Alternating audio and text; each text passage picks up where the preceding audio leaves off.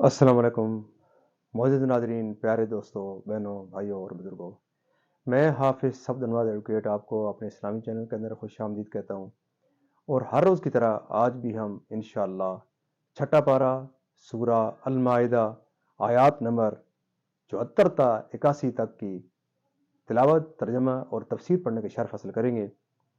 تلاوت شروع کرنے سے پہلے ہم درود شریف پڑھتے ہیں، آپ بھی میرے ساتھ پڑھیں۔ اللهم صل على محمد وعلى آل محمد كما صليت على إبراهيم وعلى آل إبراهيم إنك حميد مجيد. اللهم بارك على محمد وعلى آل محمد كما باركت على إبراهيم وعلى آل إبراهيم إنك حميد مجيد. أما بعد فأعوذ بالله من الشيطان الرجيم. بسم الله الرحمن الرحيم. ما المسيح ابن مريم إلا رسول قد خلت من قبله الرسل وأمه صديقة كانا يأكلان الطعام انظر كيف نبين لهم الآيات ثم انظر أنا يؤفكون. قل أتعبدون من دون الله ما لا يملك لكم ضرا ولا نفعا والله هو السميع العليم. قل يا أهل الكتاب لا تغلوا في دينكم غير الحق ولا تتبعوا أهواء قوم قد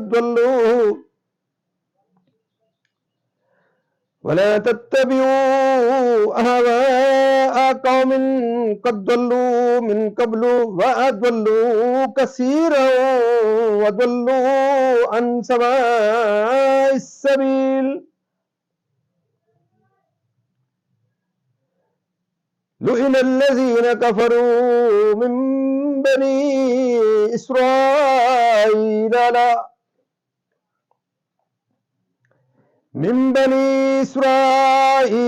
على لسان داود وعيسى ابن مريم ذلك بما عصوا وكانوا يعتدون. كانوا لا يتناهون عن منكر فعلوه لبئس ما كانوا يفعلون.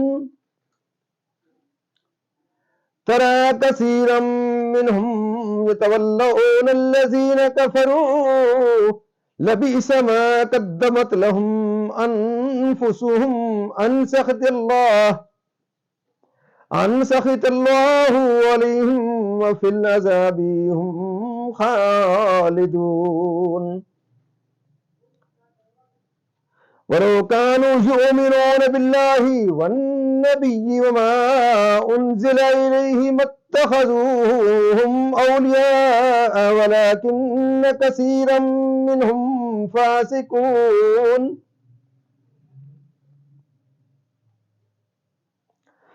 لتجدن أشد الناس عداوة للذين آمنوا اليهود والذين أشركوا ولتجدن أقربهم مودة للذين آمنوا الذين قالوا إنا نصارى ذلك بأن منهم قسيسين ورهبانا وأنهم لا يستكبرون. صدق اللہ العظیم. ترجمہ: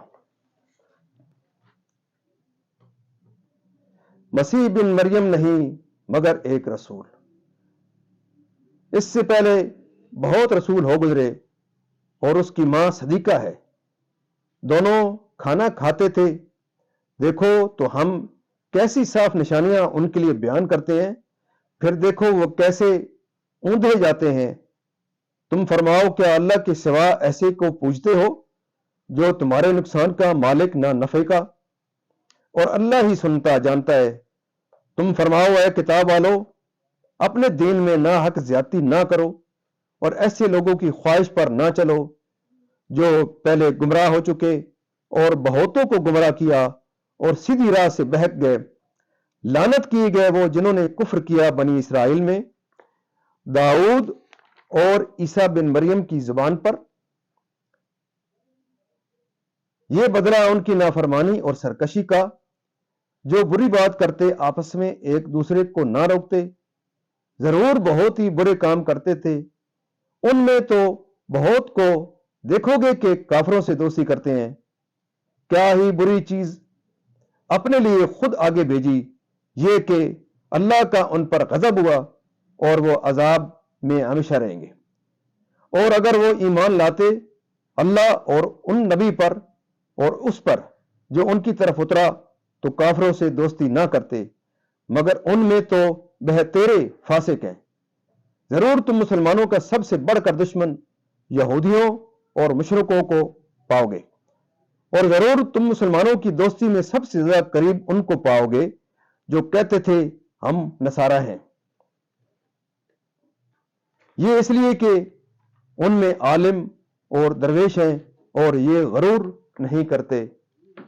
معزز ناظرین، یہاں تک اس کا ترجمہ اختتام پذیر ہوتا ہے۔ اب تفسیر اس کی جو ہے وہ تسلسل سے ہم پڑھتے ہیں انشاءاللہ۔ ان کو الہ ماننا غلط، باطل اور کفر ہے۔ وہ بھی معجزات رکھتے تھے، یہ معجزات ان کے صدق نبوت کی دلیل تھے۔ اسی طرح حضرت مسیح علیہ السلام بھی رسول ہیں، ان کے معجزات بھی دلیل نبوت ہیں۔ انہیں رسول ہی ماننا چاہیے، جیسے اور انبیاء علیہ السلام کو معجزات کی بنا پر خدا نہیں مانتے، ان کو بھی خدا نہ مانو جو اپنے رب کے کلمات اور اس کی کتابوں کی تصدیق کرنے والے ہیں۔ اس میں نصارہ کا رد ہے کہ الہ غذا کا محتاج نہیں ہو سکتا، تو جو غذا کھائے جسم رکھے، اس جسم میں تحلیل واقع ہو، غذا اس کا بدل بنے، وہ کیسے الہ ہو سکتا ہے؟ یہ ابطال شریک کی ایک اور دلیل ہے۔ اس کا خلاصہ یہ ہے کہ الہ مستحق عبادت وہی ہو سکتا ہے جو نفع و ضرر وغیرہ ہر چیز پر ذاتی قدرت و اختیار رکھتا ہو۔ جو ایسا نہ ہو وہ الہ مستحق عبادت نہیں ہو سکتا۔ اور حضرت عیسیٰ علیہ السلام نفع و ضرر کے بالذات مالک نہ تھے، اللہ تعالیٰ کے مالک کرنے سے مالک ہوئے، تو ان کی نسبت الوحیت کا اعتقاد باطل ہے۔ یہود کی زیادتی تو یہ ہے کہ حضرت عیسیٰ علیہ السلام کی نبوت نہیں مانتے، اور نصارہ کی زیادتی یہ ہے کہ انہیں معبود ٹھہراتے ہیں، یعنی اپنے بد دین باپ دادا وغیرہ کی۔ باشندگان ایلا نے جب حد سے تجاوز کیا اور سنیچر کے روز شکار ترک کرنے کا جو حکم تھا اس کی مخالفت کی، تو حضرت داؤد علیہ السلام نے ان پر لعنت کی اور ان کے حق میں بد دعا فرمائی، تو وہ بندروں اور خنزیروں کی شکل میں مسخ کر دیے گئے۔ اور اصحاب مائدہ نے جب نازل شدہ خوان کی نعمتیں کھانے کے بعد کفر کیا، تو حضرت عیسیٰ علیہ السلام نے ان کے حق میں بد دعا کی، تو وہ خنزیر اور بندر ہو گئے، اور ان کی تعداد 5000 تھی۔ بعض مفسرین کا قول ہے کہ یہود اپنے آبا پر فخر کیے کرتے تھے اور کہتے تھے ہم انبیاء کی اولاد ہیں، اور اس آیت میں انہیں بتایا گیا کہ ان انبیاء علیہ السلام نے ان پر لعنت کی ہے۔ ایک قول یہ ہے کہ حضرت داؤد اور حضرت عیسیٰ علیہ السلام نے ان پر لعنت کی ہے۔ ایک قول یہ ہے کہ حضرت داؤد اور حضرت عیسیٰ علیہ السلام نے سید دو عالم محمد مصطفیٰ صلی اللہ علیہ وسلم کی جلوہ افروزی کی بشارت دی اور حضور پر ایمان نہ لانے اور کفر کرنے والوں پر لعنت کی۔ لعنت مسئلہ اس آیت سے ثابت ہوا کہ نئی منکر یعنی برائی سے لوگوں کو روکنا واجب ہے، اور بدی کو منع کرنے سے باز رہنا سخت گناہ ہے۔ ترمذی کی حدیث میں ہے کہ جب بنی اسرائیل گناہوں میں مبتلا ہوئے تو ان کے علماء نے اول تو انہیں منع کیا، جب وہ باز نہ آئے تو پھر وہ علماء بھی ان سے مل گئے اور کھانے پینے اٹھنے بیٹھنے میں ان کے ساتھ شامل ہو گئے۔ ان کے اس عصیان و تعدی کا یہ نتیجہ ہوا کہ اللہ تعالیٰ نے حضرت داؤد و حضرت عیسیٰ علیہ السلام کی زبان سے ان پر لعنت اتاری۔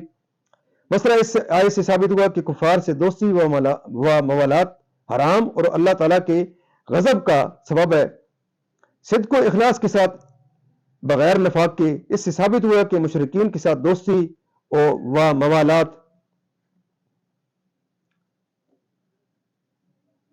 علامت نفاق ہے۔ اس آیت میں ان کی مدح ہے جو زمانہ اقدس تک حضرت عیسیٰ علیہ السلام کے دین پر رہے اور سید عالم صلی اللہ علیہ وسلم کی بعثت معلوم ہونے پر حضور علیہ السلام پر ایمان لے آئے۔ معزز ناظرین، اللہ تعالیٰ کے فضل و کرم سے آج یہاں پر اس کی تفسیر بھی اختتام پذیر ہوتی ہے، اور اسی کے ساتھ ہمارا چھٹا پارہ بھی اللہ کے فضل و کرم سے کمپلیٹ ہو گیا ہے۔ 6 پاروں کی آج تلاوت، ترجمہ اور تفسیر یہاں تک کمپلیٹ ہو جاتی ہے۔ تو اللہ تعالیٰ کے دربار کے اندر ہم اس کلام مقدس کے صدقے حضور پاک صلی اللہ علیہ وسلم کی ذاتی برکات کے صدقے دعا کرتے ہیں کہ اللہ تعالیٰ میں قرآن پاک کو پڑھنے، قرآن پاک کو اسی طرح ترتیل کے ساتھ سمجھ کر اور اس کے احکامات کے مطابق حضور پاک صلی اللہ علیہ وسلم کی پاک سیرت کے مطابق اور صحابہ کرام کے نقش قدم کے اوپر چلنے کی توفیق عطا فرمائے۔ اللہ تعالیٰ مجھے اور آپ کو اس مقدس کام کے اندر استحکام بخشے، اور اللہ تعالیٰ کے فضل و کرم سے میں یہ دعا کرتا ہوں کہ اللہ تعالیٰ مجھے بھی یہ توفیق دے کہ ہم اس سلسلے کو چالو رکھیں۔ رمضان شریف قریب آنے والا ہے، ہو سکتا ہے کوئی تھوڑے سے عرصے کے لیے رمضان شریف کے دنوں کے اندر یہ تسلسل ہمارا تھوڑی دیر کے لیے بریک ہو جائے، تو انشاءاللہ جیسے رمضان شریف کمپلیٹ ہوگا ہم اس کو انشاءاللہ سلسلے کو جاری رکھیں گے۔ لیکن ابھی ہمارے پاس یہ ہفتہ ہے، انشاءاللہ ہم تھوڑا سا پڑھیں گے۔ تو اللہ تعالیٰ کے دربار کے اندر ہم دعا کرتے ہیں اس کلام مقدس کے صدقے، حضور پاک صلی اللہ علیہ وسلم کی ذات برکات کے صدقے، کہ اللہ تعالیٰ تمام پریشانوں کی پریشانیاں دور فرمائے، تمام بیماروں کو شفا کاملہ عطا فرمائے، اور اللہ تعالیٰ تمام مرحومین کو جنت الفردوس میں اعلیٰ و بالا مقام عطا فرمائے۔ اور آپ سے یہ استدعا ہے کہ آپ اس مقدس کام کے اندر جس طرح میرے ساتھ جڑے ہوئے ہیں، جتنے بھی لوگ جڑے ہوئے ہیں، اللہ تعالیٰ آپ کی زندگیوں میں خیر و برکت عطا فرمائے۔ اللہ تعالیٰ آپ کے بچوں میں، آپ کے مالوں میں، آپ کی زندگیوں میں خیر و برکت عطا فرمائے، اور آپ کو اور آپ کی اولاد کو اور اللہ تعالیٰ نیک کرے۔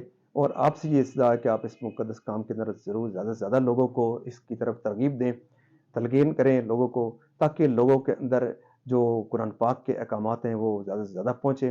اس کا اجر عظیم انشاءاللہ ہمیں اللہ تعالیٰ دن قیامت اور اس دنیا کے اندر اور جو اخروی زندگی ہے وہاں پہ بھی ہم اللہ تعالیٰ سے توقع کرتے ہیں ہمیں ضرور اس کا اجر ملے گا۔ اللہ تعالیٰ آپ کی زندگی میں خیر و برکت عطا فرمائے، ان نیک تمناؤں کے ساتھ کہ اللہ تعالیٰ آپ کو جہاں رکھے خوش رکھے، آمین ثم آمین۔